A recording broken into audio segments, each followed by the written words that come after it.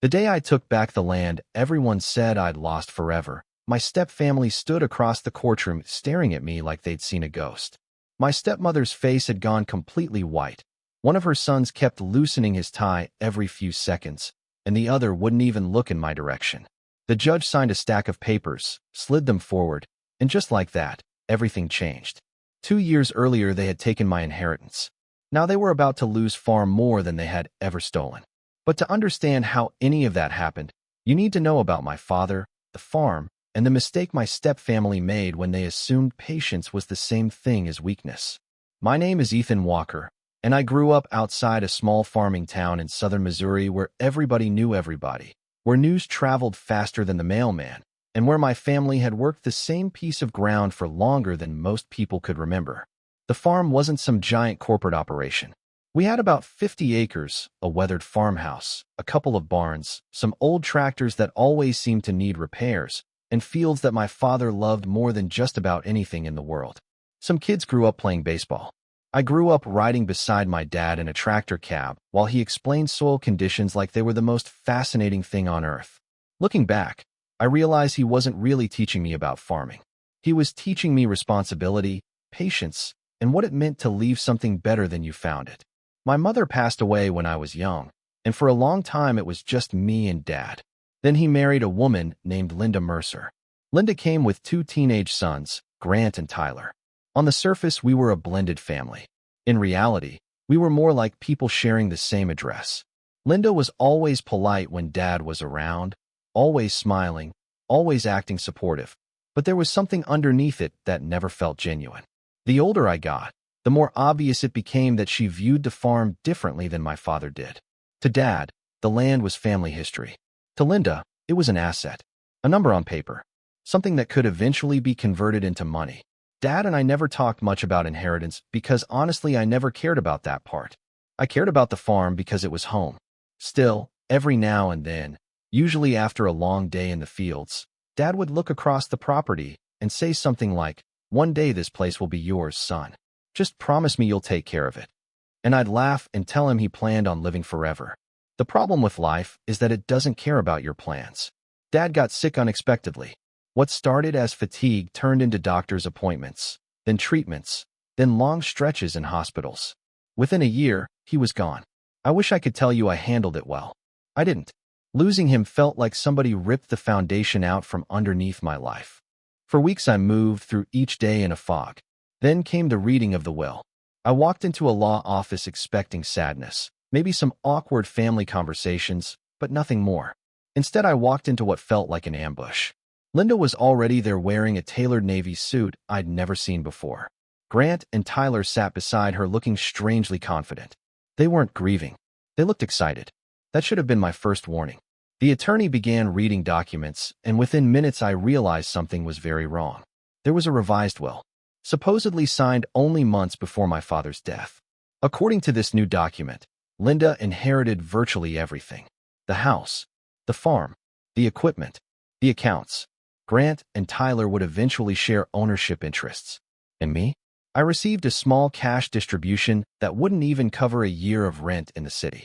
I honestly thought there had been some mistake. I remember leaning forward and saying, "That can't be right. My dad would never do that." The room got very quiet. Then Linda folded her hands and gave me this little smile I'd never forgotten.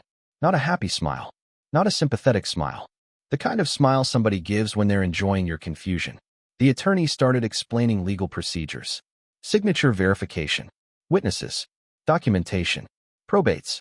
Terminology designed to make ordinary people feel small. I asked to see every page. I questioned dates. I questioned signatures. I questioned circumstances. Grant actually laughed. "Come on, Ethan," he said. "It's done. You lost. Move on." Tyler leaned back in his chair and added, "It's business. Don't make it emotional. Business." I can still hear those words. My father's entire life reduced to business. I left that office carrying a thin envelope and a level of anger I'd never experienced before. But anger wasn't the worst part. The worst part was doubt. What if nobody would ever believe me? What if the paperwork really was untouchable? What if the people responsible had been careful enough to cover every track? Over the next few months, I fought where I could, asked questions, hired a lawyer I could barely afford, and got nowhere. Every door seemed to close. Every answer led to another dead end. Eventually, my money ran out. My options ran out. And for the first time in my life, I left the farm. I moved into a tiny apartment above a laundromat in St. Louis where the washing machines rattled half the night and the smell of detergent drifted through the floorboards. It felt like a different planet from the life I'd known. Friends back home assumed I'd been beaten. Maybe Linda and her sons assumed the same thing. Maybe they thought time would erase what happened. Maybe they thought I'd forget. The truth was much simpler. I wasn't forgetting anything. I was waiting. And without realizing it, they were already building the thing that would eventually destroy them. The truth was much simpler. I wasn't forgetting anything. I was waiting. And without realizing it, they were already building the thing that would eventually destroy them. At first, my new life felt like punishment. I spent my days working for a land surveying and title research firm, the kind of place most people never think about until they're buying property or fighting over it. The pay wasn't impressive. The office coffee tasted like burnt dirt, and most of my work involved sorting through records that nobody else wanted to look at. But after a while, I started realizing something. Land leaves footprints. Every sale, every permit, every easement, every zoning request, every environmental assessment, every lien, every tax filing. Somewhere, somebody records it. And if you're patient enough, those records start telling stories. Most people look at paperwork and see boredom. I started seeing motives, patterns, mistakes. About 18 months after leaving the farm, I stumbled across something that made me sit up straight in my chair. It was a development proposal filed under a company I'd never heard of. The project was called Meadow Ridge Estates. The proposed site covered several dozen acres outside my hometown. At first, it didn't register. Then I looked at the parcel numbers. My stomach dropped. It was my father's land, or what used to be my father's land. Linda and the boys weren't farming anymore. They weren't preserving anything. They were trying to turn the entire property into a luxury housing development. Hundreds of homes, artificial ponds, walking trails, clubhouses, marketing brochures full of smiling families standing on ground they knew nothing about. I remember staring at the screen and laughing. Not because it was funny, because it was so predictable. The one thing my father loved most was the first thing they wanted to destroy. But what really caught my attention wasn't the project itself. It was how they were paying for it. Public filings showed massive loans, construction financing, investor money, private lending agreements. They had leveraged nearly everything they owned. The farm wasn't just part of the project. It was collateral. If the project failed, everything collapsed with it. That's when I started digging deeper. Most people knew the land as farmland, but I knew every corner of it. I knew where deer bedded down during winter. I knew where the creek flooded after heavy rain. I knew where my father refused to clear trees because certain birds nested there every spring. I knew where old stone foundations sat hidden beneath brush from families that had settled the area generations earlier. Growing up, I thought Dad was just sentimental. As an adult, I started realizing he had been protecting things. Important things. Things that developers hate discovering after they've borrowed millions of dollars. Every evening after work, I started researching. One night turned into weeks. Weeks turned into months. I dug through environmental databases, historical archives, conservation maps, county records, state wildlife reports, old aerial photographs, federal land surveys. The deeper I went, the more unbelievable it became. Protected wetlands, multiple sensitive habitats, historical settlement markers, water drainage restrictions, endangered species migration routes. It was like finding layers of dynamite buried underneath a construction site. The shocking part wasn't that these issues existed. The shocking part was that Linda and her sons either didn't know or didn't care. Maybe they thought money solved everything. Maybe consultants told them what they wanted to hear. Either way, they had built their entire financial future on land that was far more complicated than it appeared. One evening, I drove back home for the first time in months. I parked near the old property line and walked through the woods as the sun was setting. Everything looked familiar. The same creek, the same trees, the same silence. I found myself standing near a section of wetland where my father used to bring me when I was a kid. I could practically hear his voice. Some things matter more than money, Ethan. Back then I thought he was talking about nature. Years later I realized he was talking about character. That's when the plan finally came together. I wasn't going to fight them directly. Direct fights are predictable. People prepare for lawsuits. They prepare for arguments. They prepare for confrontations. What they never prepare for is the truth showing up from a dozen different directions at the same time. So I started building a file. Not a complaint. Not a lawsuit. A complete record. Photographs. Reports. Species documentation. Historical records. Environmental restrictions. Maps. Survey data. Government references. Every fact carefully sourced. Every claim backed by evidence. I treated it like I was preparing the most important project of my life. Because I was. Then I started sending information. Quietly. An environmental review board received a package. A local conservation group received another. A historical preservation society got one too. Then a regional newspaper. Then a journalist known for investigating development scandals. Nobody knew the information came from me. I made sure of that. The reaction happened faster than I expected. Within weeks, questions started appearing. Then investigations. Then public meetings. Reporters began asking uncomfortable questions. Environmental organizations started demanding additional studies. Historical experts requested site evaluations. Government agencies delayed approvals pending further review. Suddenly, Meadow Ridge Estates wasn't a promising development anymore. It was a controversial development. Investors hate controversy. Lenders hate uncertainty. And developers absolutely hate delays when they're making loan payments every month.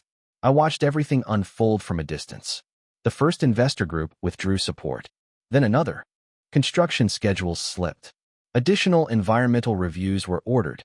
Costs increased. Deadlines passed. The local paper ran a story questioning whether the project should have been approved at all. Then came television coverage. Not national coverage. Small-town regional coverage. The kind that's actually worse because everyone involved has to face their neighbors afterward. Meanwhile, Linda and the boys were spending money like people trying to stop a flood with a bucket. Consultants. Attorneys. Specialists. Public relations firms. More consultants. More attorneys. Every solution cost money. Every delay cost money. Every month the debt grew larger.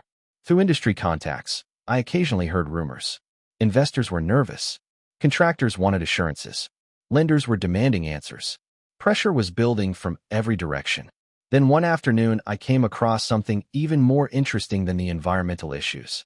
The primary lender had begun internally classifying portions of the project as distressed debt. I probably stared at that document for 10 minutes. Distressed debt. That phrase changed everything. Because up until that moment, my plan had been revenge. Suddenly, an entirely different possibility appeared. Opportunity. I spent weeks researching financial acquisitions, loan purchases, debt restructuring, foreclosure law. The more I learned, the more obvious the path became. Linda and her sons didn't actually own their future anymore. The bank did. And banks are not sentimental. Banks don't care about family drama. Banks care about recovering money. Several months later, I arranged a meeting. Not as Ethan Walker, grieving son. Not as the guy who had lost the farm. I walked in as a private investor interested in acquiring distressed assets. The executives looked exhausted. They'd spent years trying to salvage a failing project. I presented a proposal. Professional. Calm. Simple. I offered to purchase the debt portfolio at a steep discount. One executive actually asked why I would want such a mess. I smiled and said, sometimes value is hiding underneath bad management. He laughed. If only he knew. Negotiations took weeks. Then one morning the deal closed. Just like that, I became the holder of the debt secured by my father's former property. I remember sitting alone in my apartment staring at the final paperwork. For 2 years I had felt powerless. For 2 years I had watched other people profit from what they had taken. Now the situation had completely reversed. They just didn't know it yet. The first missed payment arrived a few months later. Then another. Their development was stalled. Investors were disappearing. Revenue wasn't coming in. The numbers no longer worked. Legally, I gave them every notice required under the agreement. Every deadline. Every opportunity. Everything by the book. No tricks. No shortcuts. No favors either. Then came the final default notice. The moment I signed those papers, I knew there was no turning back. The machine they had built through greed was finally collapsing under its own weight. And soon all of us would be standing in the same courthouse where the final chapter of this story would begin. The machine they had built through greed was finally collapsing under its own weight. And soon all of us would be standing in the same courthouse where the final chapter of this story would begin. The hearing was scheduled for a rainy Tuesday morning, the kind of gray Missouri day where the sky feels heavy enough to touch. I arrived early and sat quietly in the back of the courtroom. Nobody recognized me at first. That alone was strange. For most of my life, I had been the farmer's son, the kid everyone knew. But 2 years had changed me. I wasn't carrying anger anymore. At least not the kind that keeps you awake at night. What I carried now was certainty. About 20 minutes before the hearing started, Linda walked in with Grant and Tyler. The confidence they used to wear like armor was gone. Their expensive suits looked sharp, but exhaustion has a way of showing through fabric. Grant spotted me first. His eyes widened. Tyler followed his gaze. Then Linda turned around. For a second, nobody spoke. She looked confused, then suspicious, then worried. I almost felt sorry for her. Almost. The hearing itself was surprisingly short. That's the funny thing about legal battles. Movies make them look dramatic. Real life usually comes down to paperwork. Documents either support you or they don't. Facts either exist or they don't. The judge reviewed the loan agreements, the payment history, the notices of default, the foreclosure filings, and every supporting document. Everything was clean. Everything was legal. Everything had been done exactly as required. Linda's attorney argued for additional time. The judge asked on what basis. The attorney shuffled papers, offered explanations, mentioned market conditions and project delays. The judge listened patiently and then asked the only question that really mattered. Were the payments made? Silence. The attorney lowered his eyes. No, Your Honor. The judge nodded. That was essentially the end of it. A few minutes later, the ruling was entered. Foreclosure approved. Ownership transferred according to the terms of the debt agreement. Just like that, the land came back. Not through revenge. Not through some secret loophole. Through the same legal system they had relied on when they took it from me in the first place. That's when Linda finally realized who had acquired the debt. She stared at me as if she couldn't process what she was hearing. You, she whispered. You did this. I stood up slowly. No, Linda, I said. You did. Tyler exploded first. He started shouting about sabotage, conspiracies, unfair treatment. Grant threatened lawsuits. Threatened investigations. Threatened everything except taking responsibility. The judge immediately shut it down. Their attorney looked like a man who desperately wanted to be somewhere else. As deputies moved everyone toward the exit, Linda remained frozen in place. For the first time since my father's death, she looked genuinely defeated. Not angry, not arrogant, just defeated. Outside the courthouse, reporters were already waiting. The development controversy had generated enough attention that local media wanted updates. Cameras turned toward Linda and her sons. Questions started flying. Questions about wetlands. Questions about permits. Questions about investors. Questions about environmental reviews. Nobody wanted to hear their answers anymore. The story had already been written in the public's mind. Over the following months, the fallout continued spreading. Investors who had lost money wanted explanations. Business partners distanced themselves. Future projects disappeared. Their names became associated with one of the most visible development failures the region had seen in years. I didn't have to do anything else. Momentum handled the rest. The strange part is that none of that became the most satisfying moment. People always assume revenge feels best when your enemies lose. For me, the best moment happened weeks later. I drove back to the farm alone. No lawyers. No reporters. No celebration. Just me. The property looked different than I remembered. Maybe because I was seeing it through older eyes.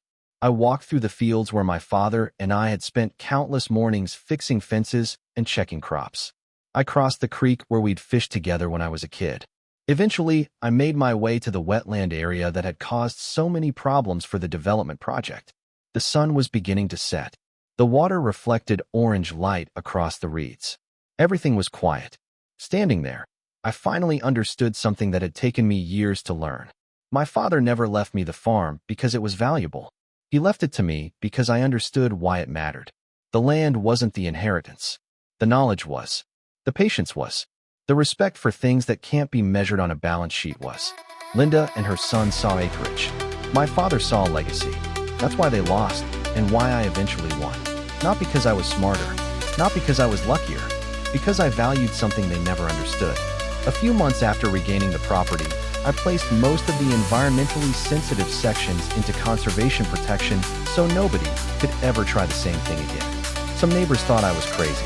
Others thought I was noble. Honestly, I didn't care. I slept better than I had in years. Now here's the part that still sparks arguments whenever people hear this story. Some folks say I should have forgiven them and moved on. Others say I should have fought even harder and gone after every dollar they had left. Personally, I think life already delivered the lesson better than I ever could. They spent years trying to take something that wasn't truly theirs, and in the process they lost the very thing they were chasing. So maybe the real question isn't whether what I did was right or wrong. Maybe the real question is this. If someone manipulated the system to take away your family's legacy, and years later you had a legal opportunity to take it back, would you do exactly what I did, or would you walk away and start over somewhere else? Let me know down in the comments because I've heard passionate arguments from both sides, and honestly, I'm still fascinated by how differently people see justice. If you enjoyed this story, make sure to like the video, subscribe to the channel, and share your thoughts below. Was this justice, revenge, or something in between? I'd love to hear your perspective.